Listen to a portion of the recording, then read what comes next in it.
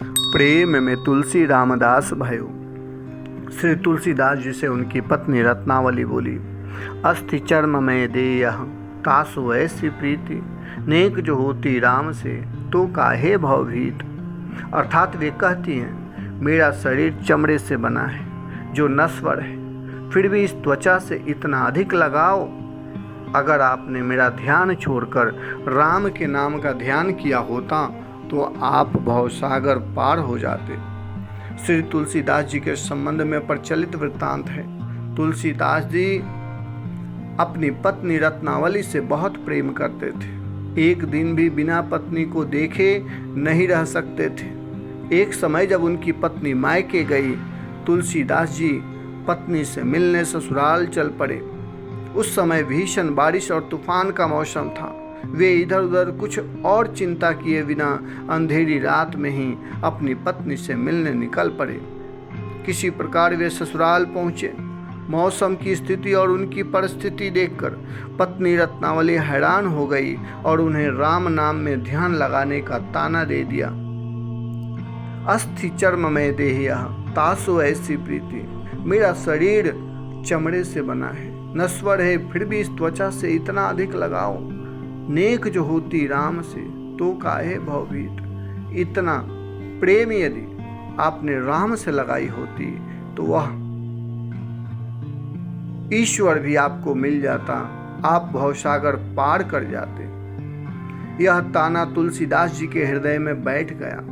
उनका विवेक उन्हें दोषी मान रहा था। कल तक जो आकर्षण युक्त दिख रहा था, उसी समय से वह नश्वर दिखने लगा। रामदास तुलसीदास जी को आभास हुआ, सही बात है और अफसोस की बात है, मैंने अब तक राम से स्नेह क्यों नहीं लगाई। इस बात ने तुलसी को गोस्वामी तुलसीदास बना दिया। राम को उनके भक्तों के सिवाय कोई नहीं जानता। राम को भजकर तुलसी रामदास बने। श्री राम की आवश्यकता क्यों? कोई परमात्मा को क्यों भजे? इसलिए कि उस परमात्मा से ही सब निकले हैं और एक दिन अंत में सब परमात्मा में ही मिल जाएंगे। आवश्यकता अनेक प्रकार का होता है। शरीर के लिए जो आवश्यक है उसके लिए प्रकृति भी है। कहते हैं कमजोर लाठी का सहारा मत लिया करो, यदि लाठी कमजोर रहा तो वह टूट जाएगा और तुम गिर पड़ोगे। आज संसार में यही होता है। भौतिक सुख की चाहत में हर बार ऐसा ही लाठी पकड़ लिए जाते हैं जो सांस छूटने से पहले बार बार टूटता है। जब व्यक्ति लड़खड़ाता है उस समय कोई भी सहारा मिले बहुत अच्छा है, परंतु चाहत के चक्कर में टूट जाने वाला लाठी पकड़ लेना यह कहाँ तक सही है। ईश्वर अविनाशी है, ईश्वर हमेशा रहने वाला है। कोई कहे कि ईश्वर नहीं है, मैंने नहीं देखा है, नहीं देखे हो क्या फर्क पड़ता है, तुम मानते हो या नहीं, चलो यह भी मान लेते हैं। इसका मतलब तुम स्वयं ही यह सिद्ध करते हो कि वह ईश्वर कभी खत्म नहीं होगा।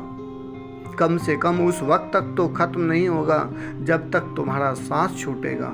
चिंतन करो, परमात्मा में रमन करने की कोशिश करो। एक बार उस परमात्मा से स्नेह हो जाए, एक बार उस परमात्मा पर विश्वास जग जाए तो क्या हो। न वह ईश्वर कभी खत्म होगा, न कभी तुम्हारा विश्वास डगमगाएगा। अभी सोचो क्या होता है।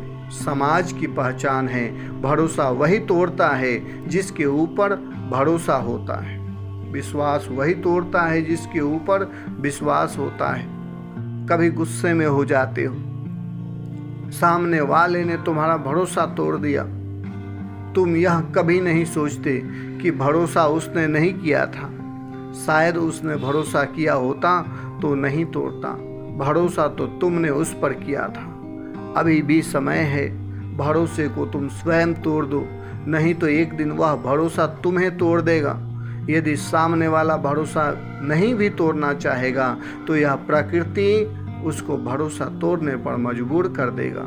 इसलिए महान महात्माओं ने कहा है, कर्म करो सबके लिए परंतु सोचो सिर्फ अपने लिए। इस जगत के ईश्वर जो सूर्य का भी मालिक है और चांद का भी, एक बार उससे प्रेम कर लो उसके बाद न जीने में डर लगेगा ना मरने में।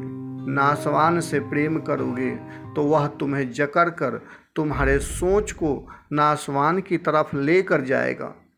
एक बार ईश्वर से प्रेम हो जाता है, जब परमात्मा से प्रेम हो जाता है, वह प्रेम कभी खत्म नहीं होता। हमारे वेद, पुराण, शास्त्र, साहित्य सब यही बात कहते हैं। परमात्मा का भजन तो सभी देवी देवता भी करते हैं। जो परमेश्वर का चिंतक है वह समझता है उस परमेश्वर के बिना कोई और ठिकाना नहीं। यदि ईश्वर से प्रेम नहीं है तो ईश्वर के सामने रोओ, ईश्वर से गिड़गिड़ाओ, स्वामी मुझे अपने लिए प्रेम दे दो, मुझे दुनिया का दीवाना नहीं, मुझे अपना दीवाना बना लो। कहते हैं दीवानेपन की दीवानगी तो एक दीवाना ही समझता है। हे स्वामी मुझे भी अपने लिए दीवानापन दे दे। तूने अब तक अनेक महात्माओं एवं भक्तों का कल्याण किया है, मेरी पुकार सुन और मेरा भी कल्याण कर। हे समस्त जगत के भगवान, मैं भी तुझे स्पर्श करूं, मैं तुझे महसूस करूं, मैं तुझे अपनी आंखों से देख सकूं कि तू कैसा दिखता है। परमात्मा के भक्त इसी तरह लोभी और लालची को मूर्ख नहीं समझते। वे समझते हैं लोभ और लालच एक दिन खा जाएगा। लोभ और लालच किस प्रकार खा जाता है यह सारा संसार जानता है। आनंद के चक्कर में जो सब रहते हैं, परंतु जो परमानंद के चक्कर में है वह समझता है आनंद तो आता है और चला जाता है, परंतु परमानंद सदा एक रस रहता है। इसलिए ईश्वर को परमानंद के नाम से जाना जाता है। आपके अपने जो इष्ट हों उनके पीछे पड़ जाओ। आवश्यकता नहीं देवता बदलने की, रात दिन रट लगाओ। आवश्यकता नहीं कुछ और सीखने की।